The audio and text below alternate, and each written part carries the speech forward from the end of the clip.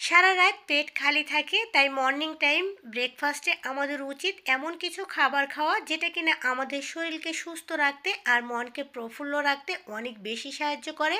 Hello everyone, আমার চ্যানেলে নতুন আরও একটা রেসিপি দেখার জন্য সবাইকে ওয়েলকাম জানাচ্ছি।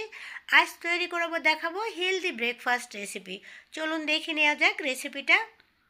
চুলায় বড় সাইজের একটা প্যান বসিয়ে তার মধ্যে বেশ খানিকটা বাটার দিয়ে দিয়েছি। চুলার আঁচটা লো হিটে রেখে বাটারটাকে খুব ভালো করে মেল্ট করে নিয়েছি।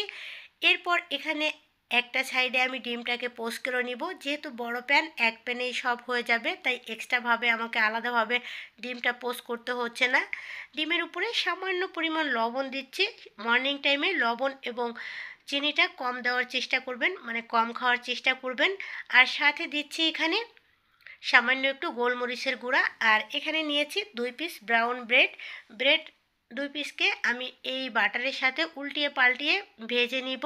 একটু ডিপ করে ভেজে নিব, তাতে করে খেতে ভালো লাগবে। ডিমটা কিন্তু আমার অলরেডি পোস্ট করা হয়ে গেছে, তো এটাকে আমি একটা প্লেটে তুলে নিচ্ছি। আর অবশিষ্ট বাটারের মধ্যে পাউরুটিগুলোকে ঘুরিয়ে ঘুরিয়ে সম্পূর্ণ বাটারটাকে তুলে নিতে হবে। আর এখানে দিচ্ছি আমি 1 পিস চিজ। আপনি যদি ডায়েটও করেন, তারপরেও মর্নিং ফার্স্টে সামান্য পরিমাণ চিজ এবং বাটার খেতে চেষ্টা করবেন, এতে শরীরকে অনেক বেশি হেলদি রাখতে সাহায্য করে। তো চিজটাকে আমি এভাবে করে মিলিয়ে দিচ্ছি ব্রেডের সঙ্গে। আর আপনাদের কাছে এই চিজটা না থাকলে সেক্ষেত্রে আপনারা মোজোরেলা চিজ বা স্লাইস চিজ যে কোনো চিজই নিতে পারেন। অন্য আরেকটা ব্রেড উপরে দিয়ে এটাকে আমি মাঝখান থেকে ভাগ করে নিব। আর ব্রেডটাকে চেষ্টা করবেন একটু ডিপ করে ফ্রাই করতে, তাহলে কিন্তু খেতে ভালো লাগবে। আমি আবারও বলে দিলাম।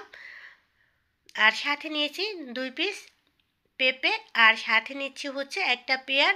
যেহেতু মর্নিং টাইম, তাই ফ্রুটসটা অতিরিক্ত খাওয়া যাবে না। আর সাথে নিয়েছি 2-3 টুকরা শসা। আর এখন নিব এখানে টক দই। মর্নিং টাইমে বিশেষ করে সকালবেলা কিন্তু টক দইটা খাওয়া শরীরের জন্য খুবই ভালো। যেহেতু সারা রাত্রে পেট খালি থাকে, গ্যাস্ট্রিকের প্রবলেম থাকলে সকালে টক দই খেলে কিন্তু গ্যাস্ট্রিকটা নির্মূল হয়। আর সাথে এখানে দিয়ে দিলাম আমি পিঙ্ক সল্ট। চেষ্টা করবেন পিঙ্ক সল্টটা দিয়েই খাওয়ার জন্য, যেহেতু ডাক্তাররাও কিন্তু পিঙ্ক সল্টটা খাওয়ার জন্য সাজেস্ট করে। টক দইটাকে ভালো করে ফেটে নিয়ে এখানে আমি এখন নর্মাল পানি অ্যাড করে দিব।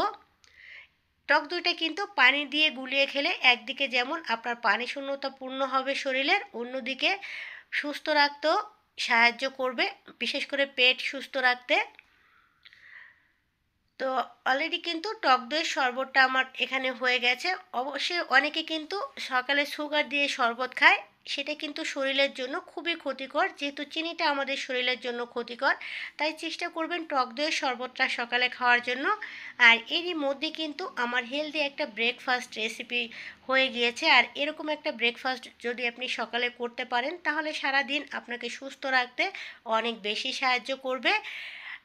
আজ এ পর্যন্তই বিদায় নিচ্ছি। সবাই অনেক বেশি ভালো থাকবেন। চলে আসবো অন্য কোনো দিন নতুন রেসিপি নিয়ে। আল্লাহ হাফেজ।